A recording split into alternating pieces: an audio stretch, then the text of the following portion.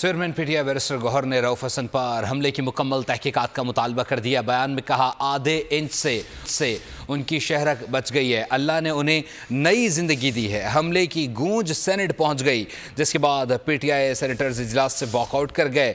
Opposition leader Shibli Faraz ने बताया, party तर्जुमान Rauf Hasan पर हमला नाकाबिले बर्दाश्त है, हुकूमत जवाब दे। वज़ीर कानून आज़म नज़ीर तारा ने कहा, यह मामला कब और कैसे पेश आया, इसको कानून के मुताबिक डील होना चाहिए। वफाकी वज़ीर इत्तलात अताउल्लाह तारा ने कहा कि रऊफ हसन रिपोर्ट दर्ज करवाएं, कानून के मुताबिक अमल होगा। जिंदगी पे अटैक किया गया है, ऑलमोस्ट हाफ एन इंच का फर्क लग रहा है, उसका जुगुलर वेन जो है वो बच निकला है और अल्लाह ताला ने उसको दूसरी जिंदगी दी।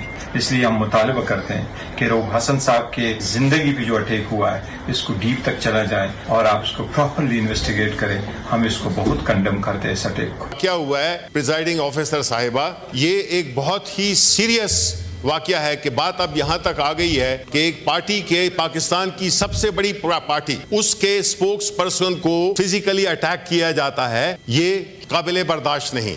ये इंफॉर्मेशन शेयर की है। ये वाकया कहाँ पे पेश आया, कब पेश आया, किस नौइयत का है, आया उन पे हमला आवर जो हैं उनकी शनाख्त हुई, उन्हें नहीं हुई, ये सारी चीज़ें कानून के मुताबिक डील होनी है। सब्सक्राइब करें और बेल दबाएं ताकि कोई खबर रह न जाए।